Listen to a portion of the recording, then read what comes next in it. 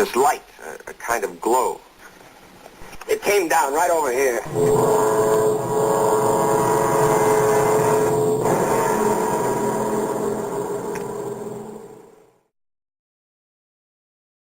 Hello friends, it's Mike Makkreel here for another Invaders video.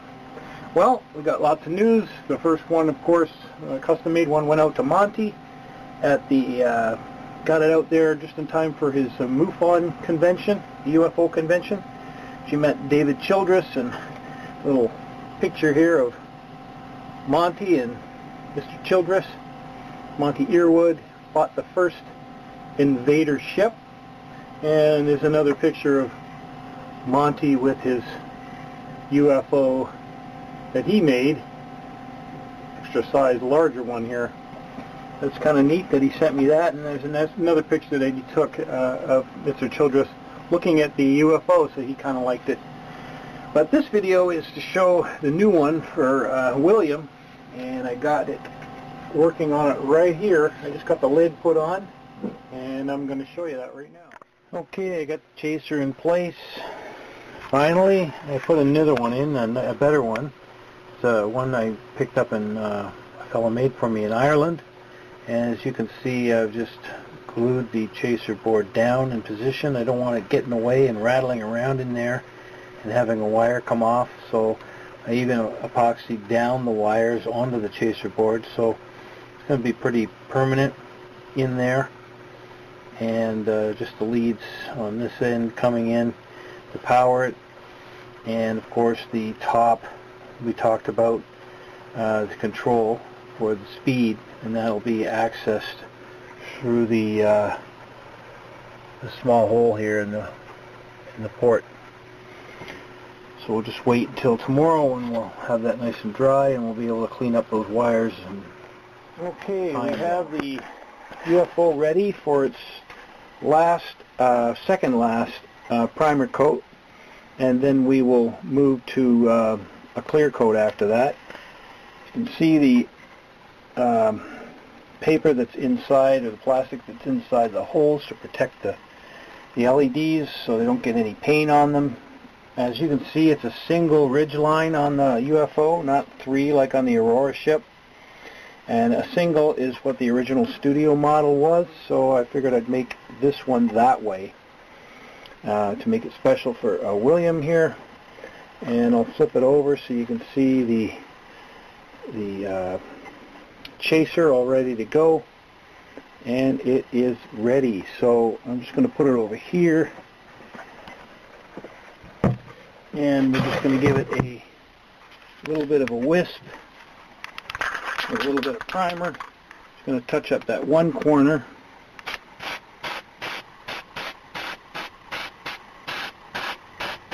I'm going to let that dry, and then I'm going to just give it a light sanding, and then recoat it again with another primer, and then a clear coat after that.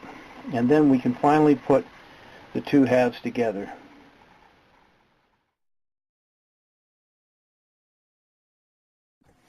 Is the man. You can see the man there.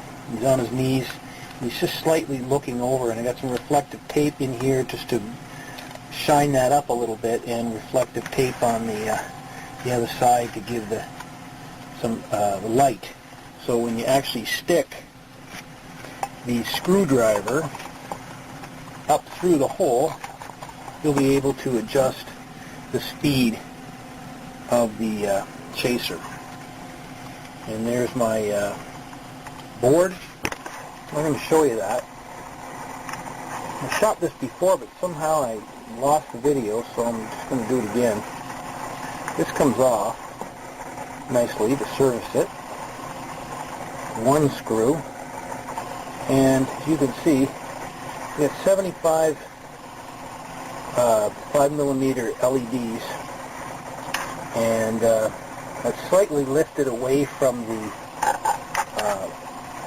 the lens that I put back there. And you can see the lens, it's got like a corrugated grid effect in there. You see, yeah, there, you can see it now.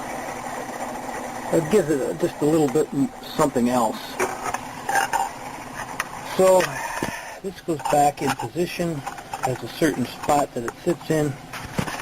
and we put it back in with the screws. You can see those dark marks there. That's all epoxy to make sure that the wires don't come off and such. And then, of course, my 10mm green pods. And they're hooked up two different ways, for steady and for pulsing. And that's just a little hub I made so I can connect. And this, of course, is the power for the chase.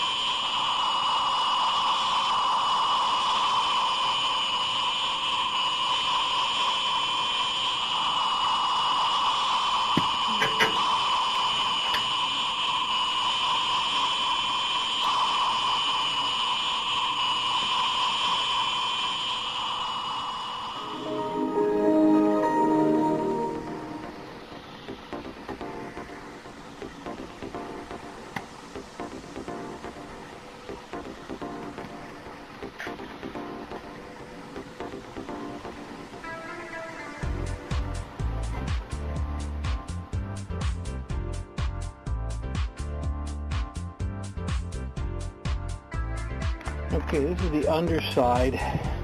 How that you can see the switches. I'll probably just light block those so it doesn't glow in through the bottom. And here's a sound card. And instead of having these button batteries, I removed those and went straight with a Duracell battery holder. There's your J2s that control the pulsing of the engine light and the pods, and of course your speaker. I've changed the speaker to a high grade 4 ohm. That gives you a lot more volume. The little speakers that come with these things are just pretty sad. So this is, if you're looking for one, find a 4 ohm and it'll give you a little bit more juice. You can see I've got straws here that run along there, which allows it to be very organized. So when I do sell this to William, he'll have a schematic and he'll be able to track all his wires, and just gives you an idea on where everything goes. It would be crazy not to supply this with the base and the saucer, so you can just at least service it if it ever needs service. So we take the bottom view of the ship, and you can see I got a nice little plug in there, and that will nicely go into the bottom of the base.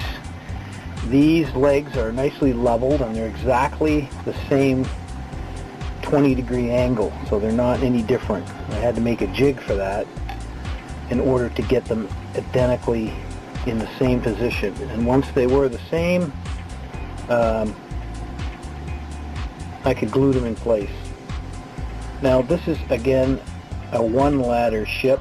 I have a mold for a 2-ladder ship, so if anyone wants 2 ladders on theirs, it can be done. And then we put this over top. Now the way I've made this, as you can see, this rim is a little bigger, and I like it like that, so when I glue it in place I can kind of file it down on an angle, so this comes to a nice sweet angle, and then I can just fill the edge and it'll be completely seamless and it'll look really cool. As you can see, I'm working on my Tholian ships again. These two are mine, these are smaller ones, but these two over here are going to be set in a mold. They're about 9 inches long, very similar to the ones I sold before, and I'm going to be selling this as a model kit. I'm going to sell the 2 wooden ones together as a kit, and once the mold is made, then I'll be able to sell independent models or 2 at a time in resin. But these are the last 2 wooden ones.